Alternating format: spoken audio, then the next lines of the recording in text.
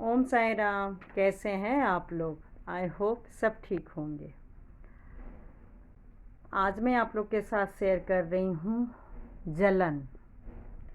क्या सच में लोगों के मन में जलन आने से रिश्ते बर्बाद होते हैं, या सच में जलन नहीं रखने से रिश्ते बहुत ही ज़्यादा अच्छा रहता है? आप लोगों ने कभी फील किया है क्या? मैंने तो बहुत फील किया है। और मैं जिनके साथ जलन नहीं की हूँ, या जो मेरे साथ जलन नहीं किए हैं, उनकी कहानी आज मैं बता रही हूँ। सच में बहुत फ़ायदा होता है, और आप लोग भी कोशिश कीजिएगा कम से कम अपने ख़ास रिश्ते में मत कीजिए। ख़ास किया किसी से जलन नहीं रखनी चाहिए, चाहे आप मैके वाले हो, चाहे ससुराल वाले हो, चाहे नेबर हो, चाहे कोई रिलेटिव्स हो दूर के, चाहे फ्रेंड्स हो। क्योंकि जिसके बीच में ये आ जाती है ना, सच में रिश्ते तो रहते हैं ऊपर ऊपर से, लेकिन जलन से पता है क्या होता है, एक के चक्कर में दूसरे की ज़िंदगी भी बर्बाद हो जाती है। ये मैं बता रही हूँ। ये मेरी दीदी का घर है।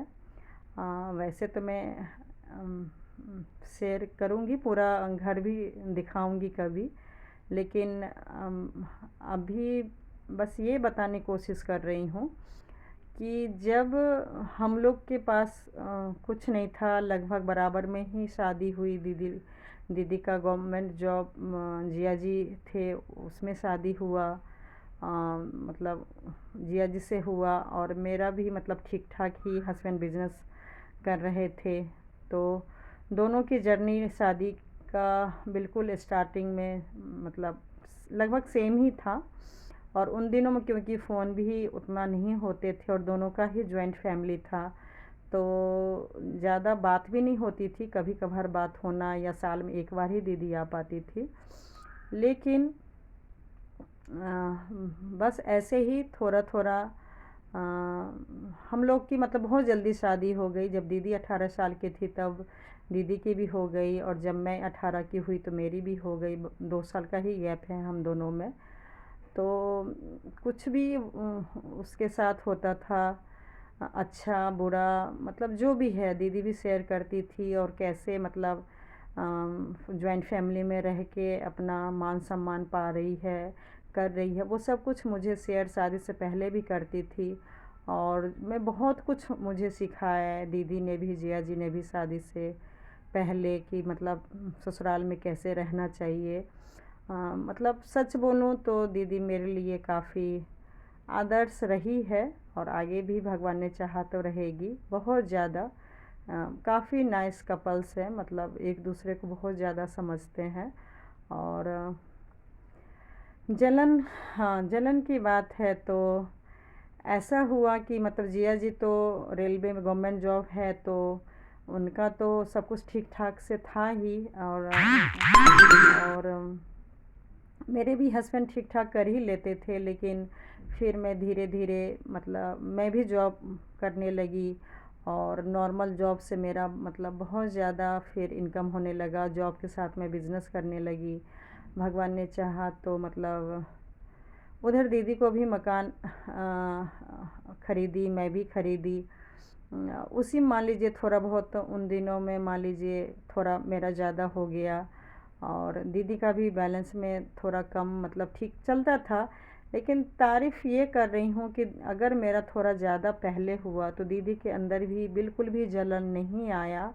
और सच बोलूँ तो मेरे अंदर भी कभी जलन नहीं आया।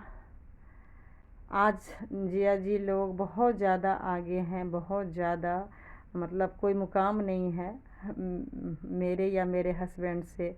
लेकिन यकीन मानिएगा आज भी हम लोग का वही रिश्ता है, और दूर दूर तक मेरे अंदर जलन आ ही नहीं रहा है, चाह के भी नहीं आ रहा है। चाहना तो खैर दूर की बात है। बस यही सोचती हूँ कि जो ऊपर वाले ने एक ही घर में बेटी बेटा जन्म लेते हैं, लेकिन माँ बाप सिर्फ जन्म दे सकते हैं, किस्मत हमारा पिछले जन्म का ही होता है। चाहे ससुराल मिलना, चाहे हस्बैंड, चाहे इन लॉज, जो भी अगर मिलते हैं तो वो सिर्फ पिछले जन्म का कनेक्शन होता है। ये देख लीजिए, जैसे मेरा भाई है तो उसी घर का है, छोटा है, बहुत मान सम्मान मिलता है, बहुत खाना पीना मतलब मिलता है, लेकिन फिर भी किसी को मान लीजिए यकीन नहीं होता है कि वो खाता है।